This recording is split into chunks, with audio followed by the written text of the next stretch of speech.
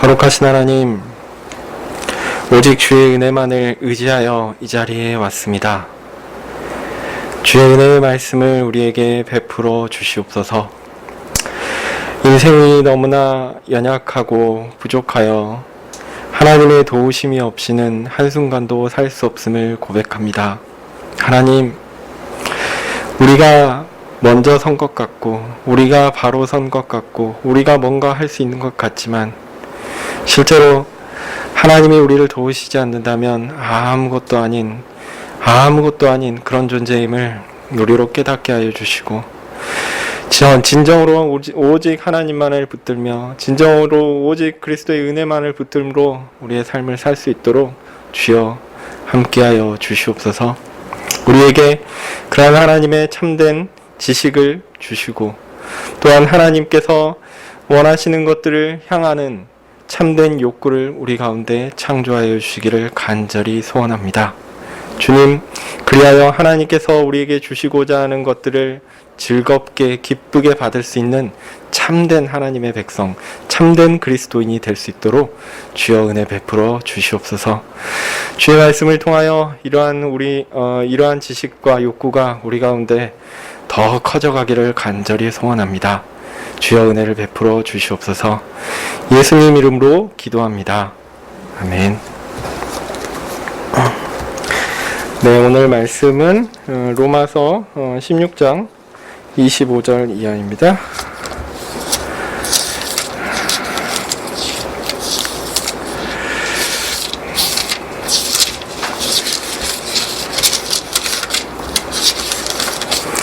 로마서 16장 25절에서 27절입니다. 제가 읽겠습니다. 나의 복음과 예수 그리스도를 전파함은 영세 전부터 감추었다가 이제는 나타나신 바 되었으며, 영원하신 하나님의 명을 쫓아 선지자들의 글로 말미암아 모든 민족으로 믿어 순종케 하시려고 알게 하신 바 그 비밀의 계시를 쫓아 된 것이니, 이 복음으로 너희를 능히 경고케 하실 지혜로우신 하나님께 예수 그리스도로 말미암아 영광이 세세 무궁토록 있을지어다. 아멘. 네. 오늘은 구원론에 대한 이야기를 두 번의 설교를 통해서 제가 말씀을 드렸는데요. 먼저는 구원론에 대한 일반론적인 이야기를 다루었고, 이어서 지난달에는 구원론의 기초가 되는 신비로운 연합에 대하여 살펴보았습니다. 좀 정리해서 아마 말씀드리는 게 좋을 것 같아서 좀 반복돼서 예전 걸 잘 기억하고 계시면은 왜 똑같은 얘기를 또 하나 생각하실 만큼 제가 일부러 반복해서 하니까 잘 들어주셨으면 좋겠습니다. 신비로운 연합은 그리스도와 구원받기로 선택받은 사람들의 연합입니다. 이 연합은 그 이름 그대로 신비로운 연합이니까요, 사람이 알 수 없는 신비로운 연합입니다. 사람이 알 수 없다는 의미는 사람의 인지와, 그러니까 느끼는 것, 감각하는 것, 그리고 사람의 이해, 그러니까 사람이 생각하고 추론하는 그 수준을 뛰어넘는 것이다 라는 말입니다. 이 말의 의미는 사람이 그것을, 신비로운 연합을 경험할 수 없다는 말은 아닙니다. 그러니까 경험은 하지만 사람의 인지를 뛰어넘고 이해를 뛰어넘는 것이다 라는 이야기입니다. 오히려 신비로운 연합은 구원받은 사람들에게 매우 실제적으로 경험됩니다. 우리가 구원을 받으면요, 이걸 알아요.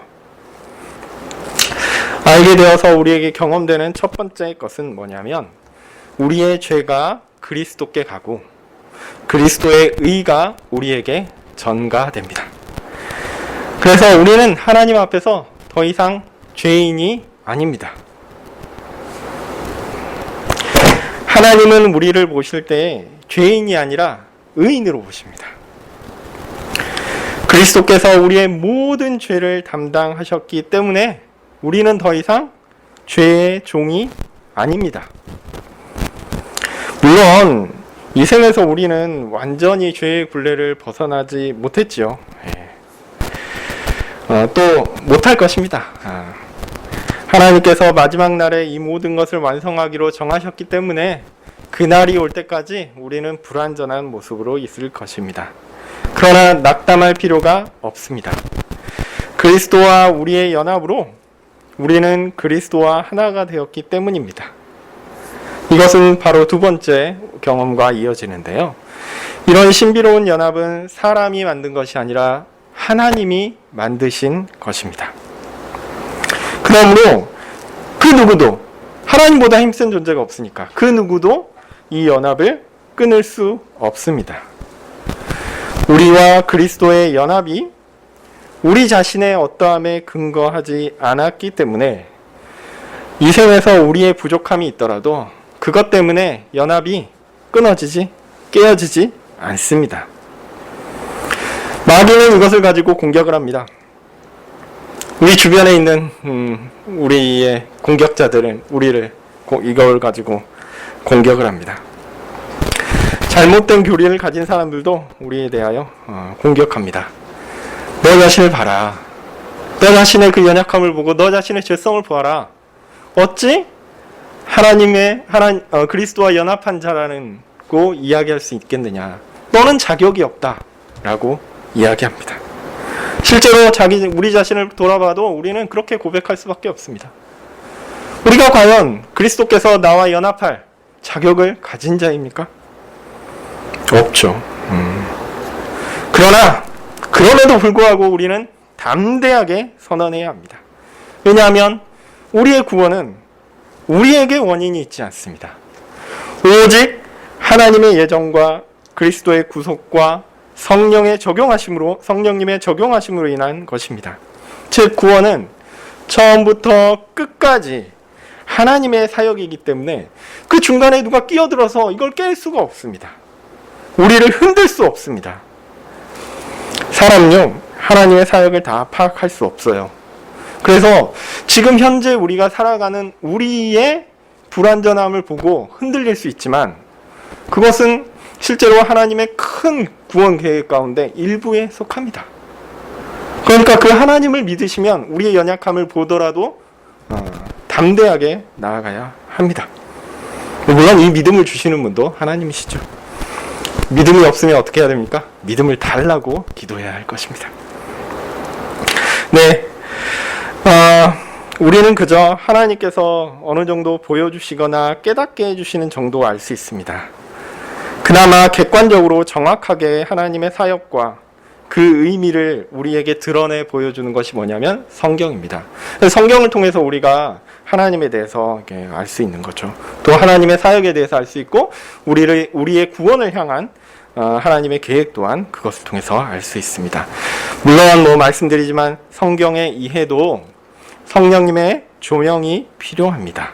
그래야 가능하지만 성령님께서 우리에게 조명하여 주시는 것이 또한 우리의 구원의 유익을 누리는데 충분히 누리는데 충분하긴 하지만 또 그렇다고 해서 하나님의 모든 신비를 내가 다 파악할 수 있다. 이것도 아닙니다. 그러니까 우리가 이 부분에 있어서는 좀 조심해야 됩니다. 그러니까 성령께서 우리를 조명을 통해서 하나님의 비밀을 깨닫게 하시지만 그게 하나님이 계획하신 모든 것들을 다 깨닫게 한다. 그것도 아니라는 거죠. 그러나 우리가 구원의 유익을 누리는 데 있어서 충분할 만큼 깨닫게 해주신다라는 사실은 분명합니다. 네, 하나님께서 우리에게 하나님에 대한 지식과 또한 인식과 감각, 이해 이런 것을 주신 것은 우리에게 바르게 하나님을 경외하고 바르게 하나님을 예배할 수 있도록 가르치시기 위한 목적이 있습니다.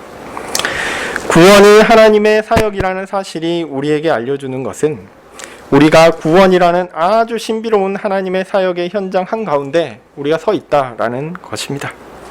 그러니까 하나님께서 우리에게 구원을 주신다. 그리고 그 구원의 감격을 주시고 구원의 은혜를 주신다라고 보시면 누리십시오. 감사하십시오. 하나님을 찬양하십시오. 비록 내가 연약하더라도 비록 나의 모습이 부족하더라도 하나님께 맡기십시오. 그게 우리의 권리입니다. 그게 하나님께서 우리와 그리스도를 연결해 놓으신 목적입니다. 그리고 마지막으로 신비로운 연합이 우리에게 주는 실제적 경험의 세 번째 의미는 이 연합이 구원받은 사람에게 새로운 지식과 욕구를 준다는 것입니다. 앞서 제가 두 번째 의미를 얘기하면 많은 사람들이 오해합니다. 우리가 아무것도 하지 않아도 구원을 얻는다고 이야기를 하니까 정말 우리는 그냥 가만히 있어도 되는 건가? 마음이 좀 이상하잖아요. 가만히 있어도 우리는 절대 뭐 아무것도 안 해야 된다. 찬양 가운데 그런 찬양도 있잖아요. 너희는 가만히 있어 주가 주 되심을 볼지어다. 그러면은 뭔가 안 해야 될 것 같아요. 또 하나님의 뜻을 따라야 된다라고 하면서 그러면서 하나님의 뜻을 따르는 건 뭐냐면 하나님이 나의 길을 인도하시기를 내가 기다려야지. 가만히 있는 겁니다. 하나님이 나를 어떻게 인도하실까? 과연 그런가요? 네. 놀랍게도 신비로운 연합이 발생하면요, 우리 안에 이 하나님을 향한 지식 그리고 하나님을 향한 새로운 추구, 욕구가 생겨납니다. 이게 생기는 것이 아주 중요한 특징입니다. 이게 우리의 현실이에요. 구원받은 사람은요, 자신 안에 새롭게 생긴 지식과 욕구로 인해서 하나님을 향하여 적극적으로 나아갑니다. 하나님을 더욱 알고자 성경을 더욱 연구하고요, 설교를 더 열심히 듣고요, 하나님의 명령을 지키고자 순종하고자 열심히 노력하고 온 힘을 다합니다. 그런 반응은 너무 당연한 것이죠. 성령님께서 우리에게 주시는 새로운 생명은 그냥 지식이나 그냥 어떤 상태에 머물지 않고요, 우리로 생동력 있게 움직이게 합니다. 우리의 삶의 구체적인 방향을 바꾸는 욕구의 변화가 생기게 됩니다. 예전에는 죄 짓는 게 너무 편하고 좋았는데 이제는 죄를 좀 지으려고 해도 좀 어렵습니다. 뭔가 하면 좀 예전에는 자연스럽게 했던 일들도 이제는 좀 부자연스럽고 이거 끊어야 되는데, 그리고 옆에 있는 사람을 미워하는 게 너무 자연스러웠는데 이제는 미워하면 좀 미워하지 않을 방법이 없을까? 이런 생각이 들기도 합니다. 물론 처음부터 예수님 믿었다고 해서 어떻게 미워하던 사람이 하루아침에 좋아지겠습니까? 그런 일은 제 생각에 거의 없을 것 같고요. 그렇지만 미워할 때 그 미워하는 그 일 자체가 되게 부담이 돼요. 이거 하나님이 기뻐하시지 않는 일 같은데? 이런 깨달음이 오고 어떻게 미워하지 않을 수 있을까? 라는 마음이 조금씩 생기고 미워하지 않기 위해, 오히려 사랑하기 위해 노력하는 일들이 우리 가운데 발생합니다. 예수님을 믿음으로 고백하는 사람들은요, 이렇게 새로운 지식과 욕구의 변화를 가지게 됩니다. 물론 사람마다 그 변화가 클 수도 있고요, 작을 수도 있고요, 또 어떤 사람은 굉장히 빠르게 그 변화가 보일 수도 있고, 어떤 사람은 눈에 보이지 않을 정도로 아주 느리게 변화를 할 수도 있습니다. 그러니까 변화의 양이나 변화의 정도를 가지고 판단하는 것은 어리석은 일이죠. 그러나 나 자신, 자기 자신을 향한 변화에 있어서는 어느 정도 확인이 될 수 있다고 봅니다. 왜냐하면 내 안에서 변화가 감지되기 때문에 그렇죠. 죄를 향하여 너무 자연스러웠던 것이 어느 순간 어색해지는 일들이 우리 안에 발생합니다. 이게 성령님께서 하시는 거구나 라는 것들을 우리는 깨닫게 되는 거죠. 구원의 지식에 대한 욕구가 생기고, 하나님 사랑과 이웃 사랑에 대한 욕구가 생기고, 자신의 현재의 부족함에 대한 부끄러움과 더 바른 삶에 대한 추구가 우리 가운데 생겨납니다. 우리는 이렇게 신비로운 연합을 구원을 경험을 통해서 인식하고 느끼게 됩니다. 내가 정말 새롭게 태어나고 있는 그것을 경험하게 되는 것이죠. 그리고 이것은 새롭게 그때 태어나는 것이 아니라 언제 사실은 돼 있었다고요? 하나님의 작정과 예정 가운데 이미 존재했던 그 연합이 현실 가운데 믿음으로 드러나게 된다는 것이죠.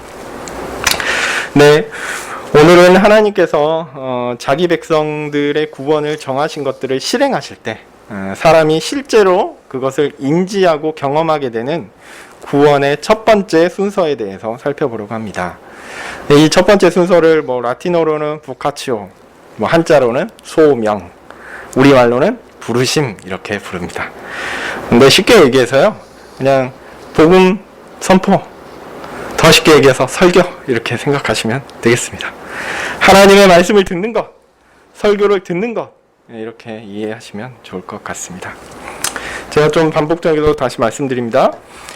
하나님의 일하심은요, 사람의 이해와 인지를 넘어서는 신비로운 것입니다. 그래서 우리는 하나님의 일을 다 이해할 수 없어요. 다만 하나님께서 우리에게 어느 정도 깨닫게 하시는 바를 알 수 있고 경험할 수 있게 되는 것이죠. 구원에 있어서도 그렇습니다. 하나님은 자기 백성의 구원을 영원 전에 작정과 예정에서 분명히 정하셨습니다. 이를 사람의 이해와 인지를 뛰어넘어서 시공간에서 실행하십니다. 그러니까 하나님께서 그 영원 전에 정하셨다라는 것뿐만 아니라 그 작정과 예정이 현실 가운데 시공간 안에서 실현되는 것도 사실은 사람의 이해와 인지를 넘어서는 겁니다. 이러한 하나님의 사역은 그의 성품을 따라 온전하고 완전하게 이루어집니다. 이런 구원에 대한 하나님의 사역이 사람 개개인에게 적용될 때 그 사람은 하나님의 사역을 그때 인지해요. 그때 경험합니다. 그리고 다는 알지 못하지만 어느 정도 이해할 수 있게 됩니다. 그리고 개인적으로 이게 적용되기 때문에 그가 구원을 경험하게 되는 배경과 과정과 결과는 100사람이면 100사람 이렇게 다 다릅니다. 다양하죠. 그러나 모두 다 하나님의 계획 가운데 있다라는 것도 확실하고요. 또 하나, 그 구원 경험은요, 놀랍게도 성경에서 우리에게 알려주는 바에 따르면 공통점들이 있습니다. 공통점들이 있습니다. 그 공통점을 정리한 것이 이제 구원의 순서에 대한 내용인데요. 네, 그렇게 구원의 경험에 대한 성경의 가르침과 실제 경험이 우리에게 알려주는 것은 이런 구원의 경험이 구원받은 사람들에게 공통적인 경향을 드러낸다는 것이고, 그것의 첫 번째 순서는 바로 복음의 선포를 듣는 것입니다. 제가 그 하나님의 사역과 하나님의 사역이 사람의 인지와 이해를 뛰어넘는다는 얘기를 제가 매번 아주 반복해서 말씀드리는데, 이 이해가 없으면요, 나중에 헷갈립니다.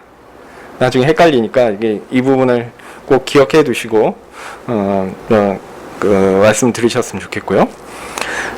이것의 이유가 있는데, 구원론이나 구원의 순서를 듣고 제가 앞으로 이제 말씀드리는 부르심과 내적 부르심, 그리고 중생, 그다음에 회개와 믿음, 칭의, 이런 식으로 쭉 말씀드릴 텐데, 이런 구원론이나 구원의 순서를 듣고 공부하게 되면 어떻게 생각하기 쉽냐면, 이 순서가 모든 것이고 이 순서가 절대적인 것이라고 생각하는 경우가 있습니다. 마치 구원에 대한 우리의 논의가 하나님의 계획 전부를 포괄하는 것처럼 생각할 수도 있습니다. 그런데 상황이 그렇지 않습니다. 물론 근본에 대한 논의는 신론을 바탕으로 한 것이니까, 하나님이 어떤 분이신지에 대한 내용을 바탕으로 하는 것이니까 당연히 하나님의 뜻과 계획과 실천을 담고 있지만, 이게 우리 가운데 논의되는 한계가 분명히 있다라는 거죠. 이 한계는 어떻게 지어지냐면, 성경이 우리에게 가르쳐주는 교훈이고요. 그리고 우리가 개인적으로 경험하게 되는 구원의 경험입니다. 이 바운더리에 제한되는 것입니다. 사람이 이해하고 판단할 수 있는 수준은요. 근데 하나님의 일하심은 이걸 뛰어넘거든요. 이 부분이 있다는 것을 우리가 기억해야 합니다.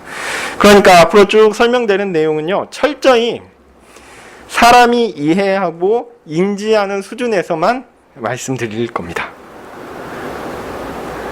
그러니까 우리가 하나님을 판단할 때 우리의 수준에서 가두려고 먼저 하지 마십시오. 하나님은 우리를 뛰어넘는 분이세요. 그런데 하나님이 우리에게 이 정도면 충분히 구원의 유익을 누리는데 충분해라고 알려주신 그 부분은 성경과 우리의 경험을 통해서 정리될 수 있다라는 얘기입니다. 아시겠죠? 네. 네. 앞으로 제가 여러 번 얘기할 거니까, 예. 사실 제 생각에 신론과 구원론에 있어서 제가 말씀드린 바운더리를 잘 구분 짓는 것, 하나님의 일과 또 사람의 일을 잘 그 관계를 이 경계와 함께 잘 구분짓는 것, 요 정도면은 아마 신론과 그 구원론에 있어서 아주 중요한 전제를 이해하시는 것이라 이렇게 생각이 드는데요. 네. 자, 그러므로 구원 자체가 아까 하나님의 사역이라고 말씀드렸죠. 그 말의 의미는 사람의 이해와 인지를 뛰어넘는 부분이 있다라는 것이고요. 동시에 이게 사람에게 이해되고 인지되는 경험의 부분이 있다라는 겁니다. 우리는 우리의 이해와 인지를 뛰어넘는 부분은 성경의 교훈을 통해서 어느 정도, 그렇지만 그 어느 정도라는 게 아주 조금만 부분은 아니고요. 우리가 유익을 누릴 만한 충분한 부분을 알게 되고, 또한 공통의 경험으로 우리의 이해와 인지를 정리하게 됩니다.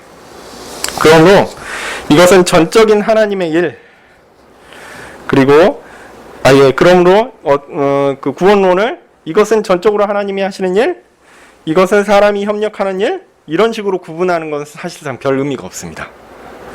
왜냐하면 구원론에서 앞으로 다룰 모든 주제는 누구의 경험과 관련된 거라고요? 사람의 경험과 관련된 겁니다. 이 사람의 경험과 관련된 일은 사람이 직접 참여합니까? 안 합니까? 참여합니다. 그래서 그런 의미에서 모든 일은, 구원론에서 다루는 모든 주제는요, 다 협력적이다라고 얘기할 수 있어요. 협력이라는 것은 하나님의 일에 사람이 그 자신의 의지와 힘을 다해서 협력한다, 같이 일한다, 이런 의미인데, 그런 의미에서 모든 일은 하나님의 사역이죠. 그리고 사람이 경험하고 인지하는 부분에 있어서는 누구의 일도 들어갑니까? 사람의 일도 들어가요. 이 부분을 좀 구분해서 보셔야 됩니다. 이거를 없이 이거는 전적인 하나님의 일, 그렇게 볼 수 없어요. 왜냐하면 전적인 하나님의 일은 사실 사람이 인지하고 이해할 수 있을까요? 없어요. 우리가 이해하고 인지할 수 있다는 얘기는 하나님께서 우리에게 그렇게 깨닫도록 계획하셨다는 겁니다. 그래서 이 부분은요, 그러한 우리의 이해와 인지로 하나님께서 유익을 누리도록 우리가 참여할 수 있도록 해주신 거예요. 그래서 우리가 이 부분을 더 적극적으로 알고 적극적으로 연구하고 적극적으로 추구하면 그로 인해 풍성한 유익을 누릴 수 있는 겁니다. 그래서 저는 이제 전적인 하나님의 일, 이것은 또 사람이 협력하는 일, 이렇게 구분하는 것은 이단의 구분에 있어서는 이단들이 잘못하는 부분들에 있어서는 할 수 있겠지만, 실제로 우리 참신앙을 가진, 개혁파 신앙을 가진 사람들이 영적으로 유익을 누리는 데 있어서는 그렇게 좋은 구분은 아니다, 이렇게 생각합니다. 그 부분에 있어서는 계속해서 말씀드릴 거고요. 하여튼 말씀드린 대로 앞으로 나오는 모든 구원에 대한 순서에 대한 내용들은 신비로운 하나님의 일인 동시에 사람이 인지하고 이해할 수 있는 수준에서 우리가 분석했다라는 것을 꼭 기억해 주시면 좋겠습니다.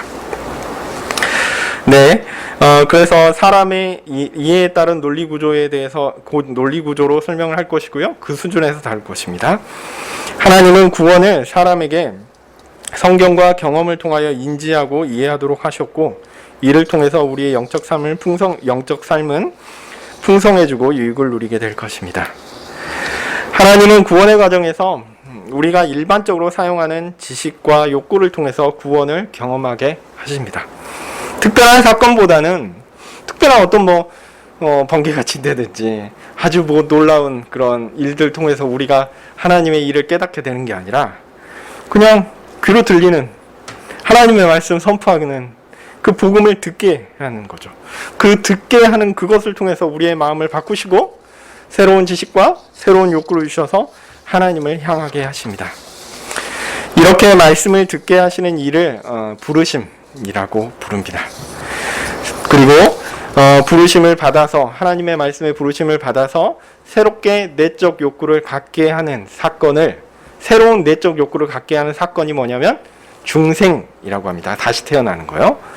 그리고 이런 방식으로 성령님은 새로운 지식과 욕구를 구원받은 사람에게 주시는데, 그 성령님을 통해서 주어진 지식과 욕구가 어떤 사람으로 하여금 어떤 반응을 하게 하거든요. 성령께서 주시는 것은 중생인데, 성령께서 사람에게 그걸 주시면 어떻게 한다고요? 반응을 하게 되는데, 어떤 반응이 일어나냐면 첫 번째 회개, 두 번째 믿음, 그리고 이 믿음으로 말미암아 의롭다고 칭해집니다. 예, 이게 칭이고요. 그리고 이를 통해서 전반적인 삶의 방향의 전환이 이루어지니까 요 회개와 믿음을 합쳐서 뭐라고 하냐면 회심 이렇게 부릅니다. 나중에 이게 정리해서 또 말씀드릴 겁니다. 그리고 회심한 사람이 아까 말씀드렸듯이 의롭다고 칭해지니까 이거를 칭이라고 부르고요. 의롭게 된 사람이 의를 드러내는 거룩한 삶을 살게 되는 것을 성화라고 하고, 그리고 그것이 마지막 날에 완성되는 것을 영화 이렇게 부릅니다. 이 모든 것은 성경이 가르치는 것이고요. 우리가 또한 경험하는 것입니다. 그러니까 구원의 순서는 사실 어려운 게 아니에요. 어려운 게 아니고, 내가 어떻게 구원을 받았지? 내가 어떻게 하나님의 은혜를 누리면서 지금 살고 있지? 라는 것들을 차근차근 정리해 주는 것인 동시에 내가 지금 누리는 삶의 어떤 그 본질을 드러내 보여주는, 그래서 우리로 하여금 그 삶에 더 풍성한 은혜를 누리게 하는 그런 지식이 될 것입니다. 이것은 신비로운 연합이 우리의 이해와 인지 가운데 경험되는 놀라운 그 실제적인 모습입니다. 오늘 제가 로마서 16장 25절부터 27절을 쭉 읽었는데요. 이 본문은 구원의 부르심에 대하여 잘 설명해 주는 구절이다라고 보여집니다. 바울은 자신이 복음을 전하는 것은 하나님의 명령을 따른 것이다 라고 밝히고 있죠. 그리고 그 내용은 뭐냐면 예수 그리스도에 대한 것이죠. 동시에 이 내용은 매우 신비로운 내용인데요. 이 신비로운 내용이 선지자의 글, 즉 성경을 통해서 드러났습니다. 그리고 목적은 무엇입니까? 모든 사람들이 믿고 순종하여 구원을 얻는 것입니다. 그리고 그 결과는 무엇입니까? 복음으로 인해 견고하게 되고, 그것은 우리의 신자를 향하여 그런 것이고요. 또 하나님을 향하여는 하나님께 영광이 되는 것이죠. 네, 이렇게 해서 구원의 첫 번째 방식에 대해서 이제 구체적으로 좀 살펴보려고 합니다. 먼저 복음의 내용에 대해서 말씀드리겠습니다. 구원의 첫 번째 방식은 우리가 듣고 이해하고 인식할 수 있는 복음의 선포를 통해서 이루어집니다. 그러니까 복음의 선포는요, 하나님께서 우리를 구원하신다라고 할 때 아주 특별한 방식으로 이루어지는 게 아니라 아주 일상적인 말과 용어, 이해할 수 있고 깨달을 수 있는 그런 대화를 통해서 이루어지는 것이죠. 하나님의 존재와 사역은 오직 하나님께서 우리에게 열어 보여주셔야지 가능하죠. 네. 그래야지 가능합니다. 사람이 비록 타락했다고 하더라도 하나님의 존재와 그의 사역의 의미를 어느 정도 짐작할 수 있는 능력은 남아 있습니다. 그러나 그렇다고 하더라도 이런 계시 없이 아무리 열심히 노력하고 추구한다고 하더라도 사람은 하나님의 존재와 사역에 대한 충분한 지식, 적절한 지식에 이를 수 없습니다. 우리는 곳곳에서 이제 종교의 흔적들을 보게 됩니다. 그리고 윤리적으로 뛰어난 철학자들의 사고들을 또한 보게 됩니다. 그런 것들을 보면 사람들 가운데도 여전히 뭔가 종교적인 어떤 의미가, 하나님에 대한 어떤 게 있구나라는 것들을 우리가 알 수 있죠.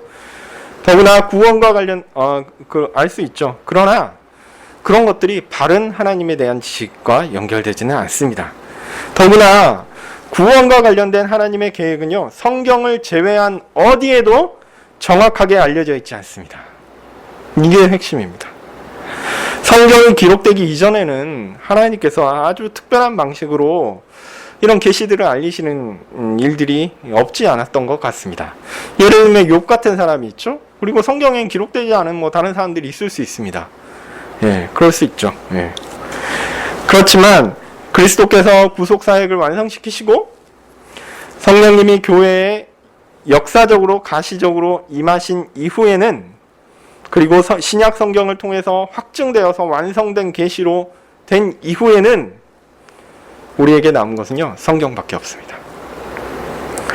이 계시만이 우리에게 정확하고 확실한 하나님의 존재와 사역, 그리고 무엇보다 구원에 대한 내용을 알려줍니다.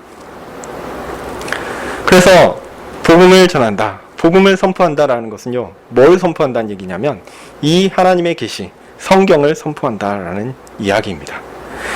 하나님은 사도를 비롯한 교회의 사역자들을 통해 이 말씀, 곧 복음을 전하도록 하셨습니다. 복음은 온 땅에 널리 전파되어 하나님께서 구원하시기로 정한 모든 사람들을 불러 모을 것입니다. 이 일을 하는 주체는 누구죠? 교회입니다. 그러니까 교회의 첫 번째 해야 되는 일이 바로 복음의 전파죠. 구원의 복음을 전파하는 것이 교회 사역자의 임무입니다. 성경이 복음의 내용을 담고 있기 때문에 사역자는 반드시 성경을 전해야 합니다. 물론 성경 이외에도 좋은 이야기들이 많이 있죠. 여러 유익이 되는 경험들이 또한 많이 있습니다. 그러나 복음 전파의 핵심은 그렇게 외부에서 오는 것이 아닙니다. 오직 성경에서만 옵니다. 왜냐고요? 구원 얻는 지식이 오직 성경에서밖에 안 나오기 때문에. 그렇죠. 다른 데서 오지 않습니다. 그러므로 말씀의 사역자는 성경을 전해야 합니다. 만약 성경을 가르치지 않는다면 그가 앞에 설교단에 와서 설교를 하는 것 같지만 실제로는 그 설교는 설교가 아닙니다. 복음 선포가 아닙니다. 그냥 세상에서 떠돌아다니는 얘기, 좋은 이야기, 듣기 좋은 얘기, 재밌는 이야기 한다면 그것으로 그쳐버린다면 성경이 없다면 그건 설교가 아닙니다.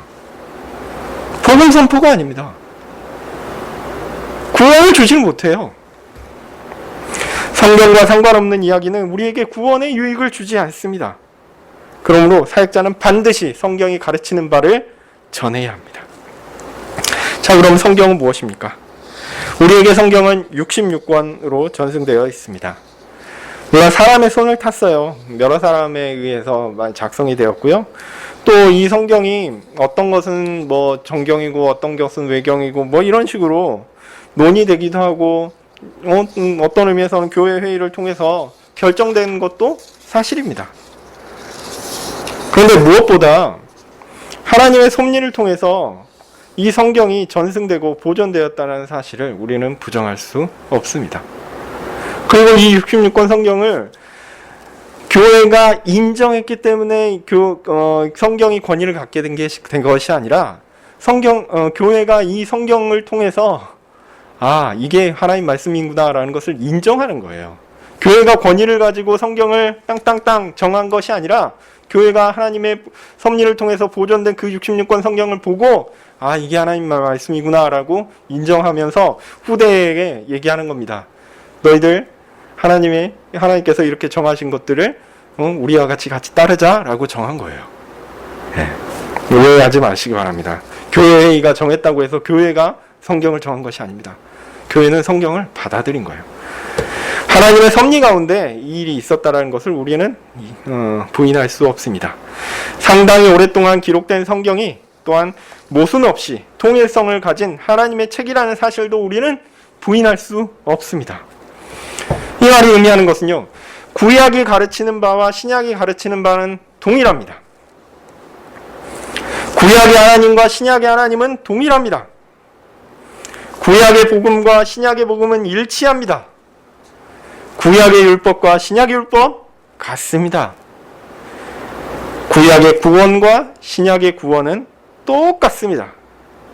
비록 성경이 역사적인 내용을 담고 있고 또한 그리스도에 대한 복음의 내용들이 점진적으로 밝혀지고 또한 그리스도를 향한 그 의미에 있어서 과거에는 그림처럼 예시처럼 이렇게 보여준 부분들이 있기 때문에 이런 그 역사적인 발전에 있어서 또한 그 부분에 있어서 약간 그 묘사에 있어서 과거에는 좀 흐렸다가 나중에는 밝혀지는 그런 부분들이 있지만 그렇다고 하더라도 그리고 아주 크고 놀라운 역사성이 있는 책들의 모임이라고 하더라도 우리가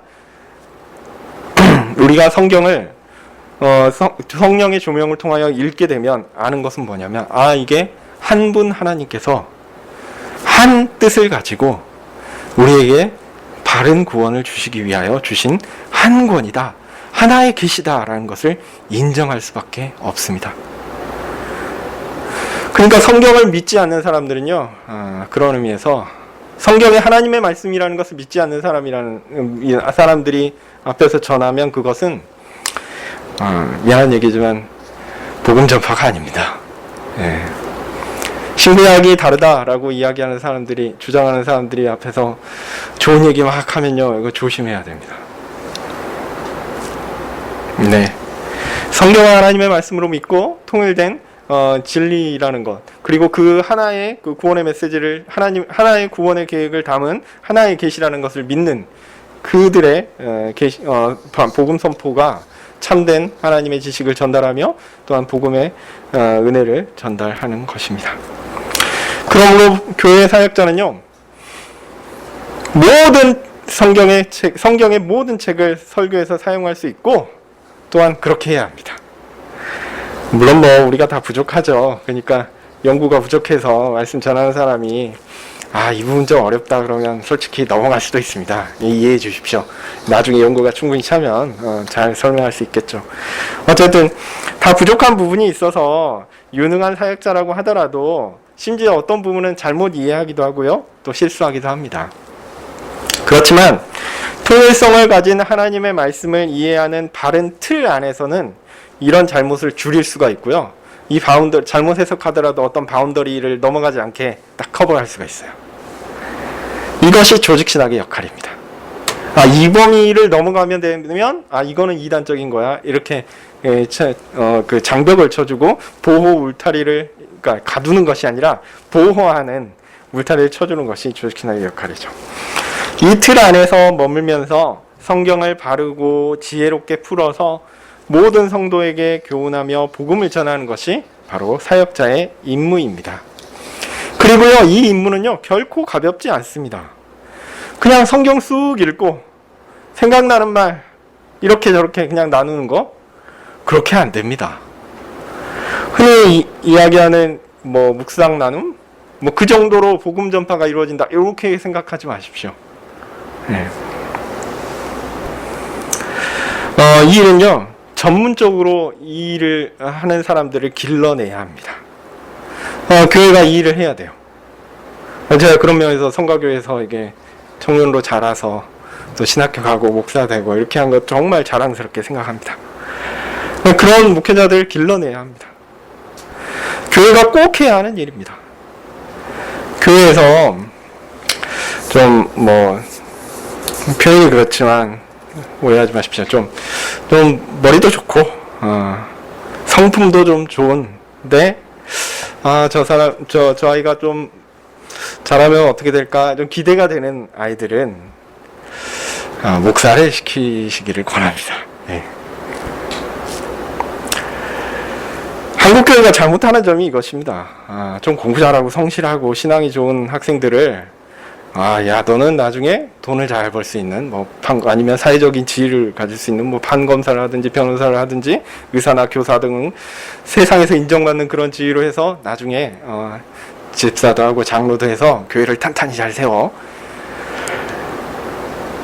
그거보다 더 중요한 게 목회자를 기르는 겁니다. 예.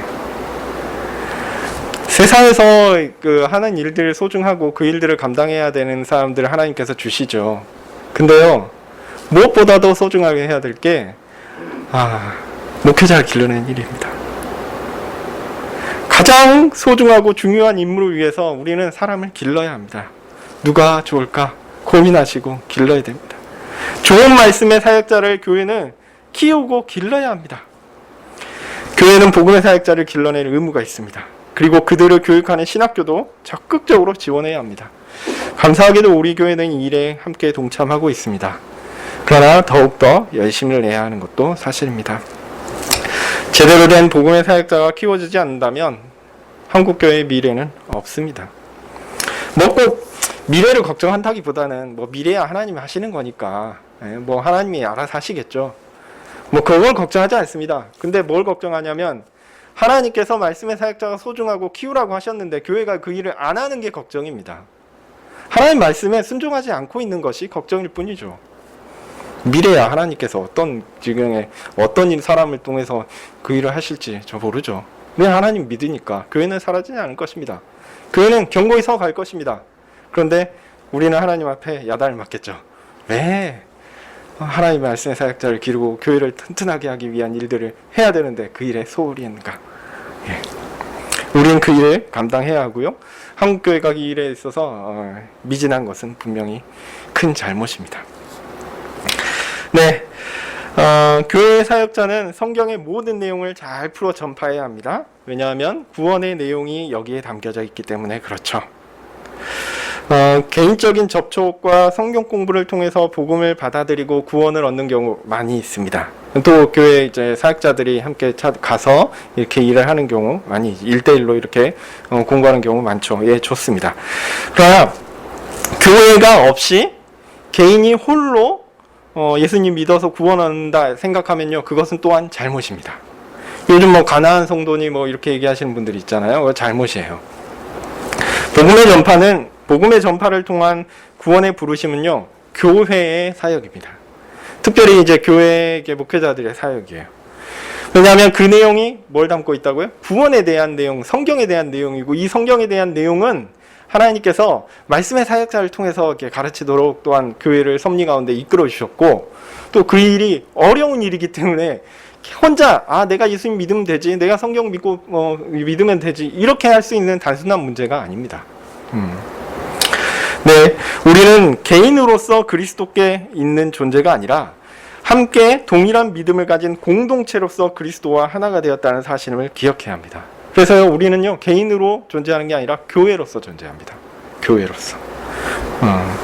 이 부분에 있어서는 나중에 또 자세히 이야기할 기회가 있을 겁니다. 자, 복음 전파의 이제 목적에 대해서 말씀드립니다. 이제 목적은 뭐냐면 바로 구원입니다. 성경이 가르치는 바가 이것이죠. 또한 그리스도께서 행하신 구속사역의 의미도 그것입니다. 구원입니다. 사람은 타락했고요. 그래서 구원이 필요합니다. 그러나 사람은 스스로 구원을 얻을 수 없습니다. 하나님은 은혜의 구원을 계획하셨고 자신이 선택한 사람에게 이 구원을 베푸십니다. 그들에게 복음 전파를 통해 자신의 상태를 깨닫고 회개하도록 하십니다. 그리고 그리스도를 믿도록 하시죠. 오직 그리스도만을 의지할 것을 말씀으로 가르치십니다. 이런 내용을 성경이 가르치고 있습니다. 이를 성경의 다양한 말씀을 통해 잘 전달하는 것이 사역자의 역할입니다. 이런 방식을 통해서 하나님은 사람들을 구원으로 이끄십니다. 자, 이렇게 복음 전파의 대상은요, 모든 사람입니다. 우리는 누가 구원을 받는 사람인지, 누가 하나님께서 구원받기로 선택한 사람인지 모르잖아요. 네, 알 수 없습니다. 하나님은 그것을 우리에게 알게 하지 않으셨어요. 어떤 신령한 목사도 누가 구원받는지 모릅니다. 네. 그럼 어떻게 해야 됩니까? 사람들에게 복음을 전파해서 구원을 얻도록 해야 되는데 그러면 가장 효율적인 방법은 무엇입니까? 되도록이면 많은 사람들에게 복음을 전파하는 것입니다. 누군지 모르니까 많이 무조건 전해야 돼요. 그들이 교회에 와서 하나님의 말씀의 선포를 듣도록 해야 합니다. 제가 말씀드렸죠. 개인적으로 가서 성경 공부해서 깨닫는 것도 있지만, 이게 중요한 거는요, 이 교회로서 모여서 해야 됩니다. 특별히 말씀의 사역자들, 전문적으로 이 일을 감당하는 사역자들의 조력을 받아서 그들과 함께 제대로 된 하나님의 말씀, 구원의 내용에 대한 선포를 들어야 합니다. 하나님은 그들에게 말씀으로 구원에 대하여 전하라고 하셨습니다. 다만 듣는 사람 모두가 복음을 받아들이고 구원을 얻으리라는 생각은 하지 않으셔야 합니다. 안타깝지만 모든 사람이 다 믿는 것이 아니기 때문입니다. 그러나 저 사람이 믿지 않는다고 해서 그래, 당신은 믿지 않기로 예정된 사람이군요, 당신은 유기자니까 그냥 다른 사람에게 갑니다, 이렇게 하시면 또 안 됩니다. 낙점하지 마시고 계속 문을 두드리고, 그 사람이 언제 돌아올지 모릅니다. 그 사람이 언제 구원을 얻을지 모르기 때문에 계속 전하십시오. 끈기를 가지고 전하십시오. 하나님께서 하시는 일이니까 사람이 쉽게 당신이 이런 반응을 보이는 거 보니 당신은 유기자입니다, 이렇게 버려두지 마시고요, 하나님이 일하시는 것들을 기대하시고 계속 그에게 문을 두드리십시오. 하나님은 우리로 이런 여러 경험을 통해서 구원이라는 것이 참 오묘하구나, 하나님께서 사람을 구원하시는 일이 얼마나 놀라운지 참 대단하구나 라는 것들을 알게 하실 것입니다. 그리고 우리에게 그러한 끈기 있는 복음 전파를 통해서 우리에게 영적 유익을 풍성하게 주실 것입니다. 그 일을 기대하시기 바랍니다. 하나님의 말씀을 전파하는 것은 매우 존귀한 일이며 하나님께서 원하시고 기뻐하시는 일입니다. 교회가 이 일을 맡았죠. 그런데 이 존귀한 일이기 때문에 이 말씀의 전파가 매우 존귀한 일이기 때문에 또 반대로 매우 현실적으로 큰 문제가 있습니다. 제가 간단하게 모든 사람이 구원을 얻지 못한다라고 말씀드렸지만요. 사실 이 문제는 상당히 심각합니다. 왜냐하면 복음의 내용 자체가 너무 존귀한 거예요. 이 복음의 전파는 누가 하도록 하셨죠? 하나님이 하도록 하셨습니다. 그런데 이 복음의 전파가 매우 좋고 선한 것이고 심지어 하나님의 뜻에 적합한 것인데도 복음 전파의 효과에 있어서는 차이가 난단 말이죠. 사실 이 부분을 우리가 알지 못합니다. 그냥 단적인 예로 어떤 교회는 상당히 많은 수의 성도들이 있고요. 또 어떤 교회는 매우 적은 수의 성도들이 있습니다. 사역자의 능력의 차이입니까? 다양한 요소가 있겠지만 그리 쉬운 문제는 아니죠. 그리고 더 근본적으로는요.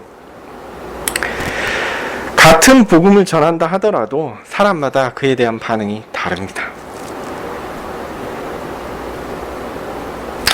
만약 복음 전파 자체가 능력이 있다라고 하면 그 복음 자체가 하나님의 말씀이니까 능력이 있다라고 하면 그 말씀 자체가 우리를 꿰뚫어서 우리로 하여금 믿음을 갖도록 해야 될 거 아닙니까?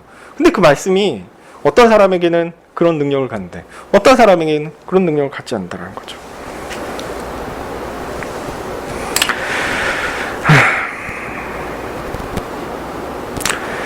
말씀 자체의 힘으로 듣는 사람들의 마음에 파고 들어가 회개하고 믿게 할 수 있다면 좋겠지만 그런 일은 쉽게 발생하지 않습니다. 어떤 사람은 즉각 반응이 오기도 하고요. 어떤 사람은 매우 늦게 반응이 오기도 하고요. 또 어떤 사람은 여러 번, 아니 수없이 복음을 들어도 결국은 믿지 않기도 합니다. 자, 이런 차이는 말씀을 전하는 사역자의 실력 문제입니까?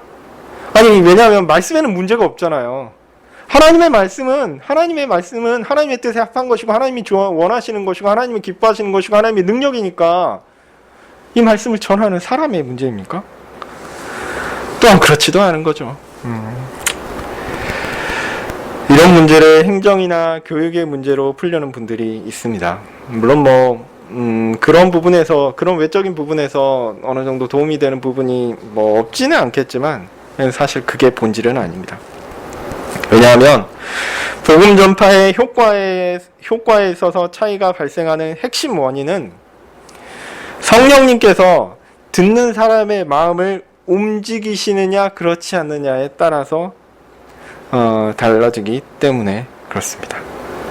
물론 이에 대한 자세한 내용은 제가 다음번 설교 때 내적 부르심을 살필 때 말씀드릴 텐데요. 하여튼 복음은 그냥 전파된다고 되는 것이 아닙니다. 왜냐하면 구원은 누구의 일이니까요? 사람의 일이 아니라 하나님의 일이니까요. 그저 우리는 이게 잘 이해 안 되지만 그저 우리는 우리에게 맡겨진 복음 전파의 사역을 최선을 다하여 감당할 뿐입니다. 하나님, 저가 듣고 회개하게 해주십시오. 저가 듣고 믿도록 하나님 그의 마음을 바꿔주십시오.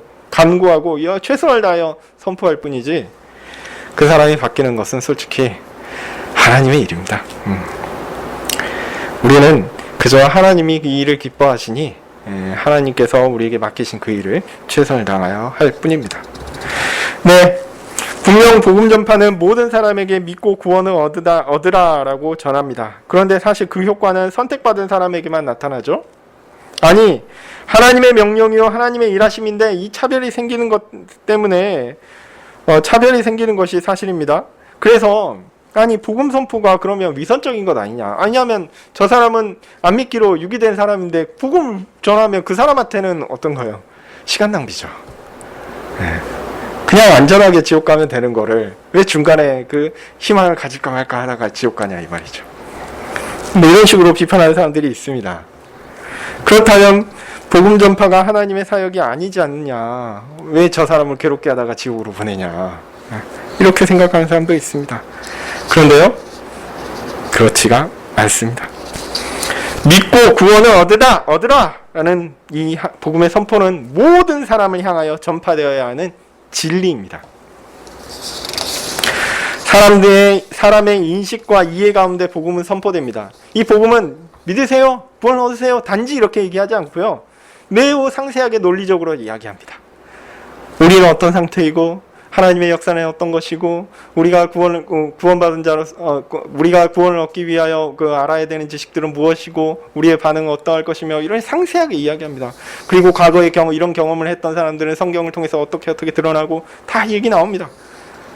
이런 사람이 이해하고 내가 믿게 되면 어떻게 되는 건가?를 고민하고 이해할 수 있도록 선포됩니다. 다만 정말 이해돼야 내가 믿을까 말까, 아니면 내가 그리스도께 나아가지 말까, 회개할까 말까 하는 그 반응은 사실상 그런 일이 이루어질 것인가 이루어지지 않을 것인가 라는 것은 사실상 우리에게 숨겨진 일입니다. 그게 하나님 일하시는 방식이죠. 그래서 저 사람은 유기자인데 왜 변하냐 이렇게 얘기할 수 없어요. 자꾸 선을 넘으면 안 됩니다. 하나님의 일하시는 방식에 대해서 자꾸 이러쿵저러쿵 얘기하면 안 돼요. 분명한 것은요, 듣고 믿으면 구원을 얻습니다. 우리가 아는 것은 그거예요.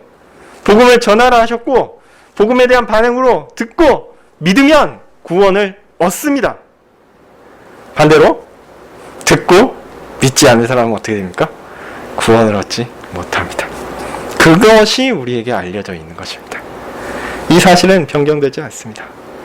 누군가는 소중한 복음을 남발하지 말고 오직 선택받은 사람들에게만 전해야 한다라는 주장을 하기도 합니다. 그런데요, 이것도 마찬가지로 하나님을 잘 알지 못하는 사람들이 주장하는 것입니다. 왜냐하면 누가 선택받은 사람인지 누가 유기자인지 모르잖아요. 우리는 어떻게 해야 됩니까? 그러면 최선을 다해서 최대한 많은 사람들에게 복음을 전하도록 노력을 해야 되겠죠. 다만 성경을 통하여 우리에게 알려주신 여러 증거와 경험이 우리가 이 복음에 대한 반응을 가졌을 때 우리로 구원을 확신하게 할 것입니다. 다른 사람의 구원에 대해서는 사실 우리가 이러쿵저러쿵 하나님의 작정과 예정까지 끌어오면서 선택자니 유기자니 이게 오면서 그 사람들에 대한 판단을 하는 것은 매우 어리석은 것입니다. 그렇다면 우리는 어느 정도 선에서 머물 수 있느냐? 제 생각에는요, 나 자신에 대한 확신은 어느 정도 가질 수 있으리라 생각합니다.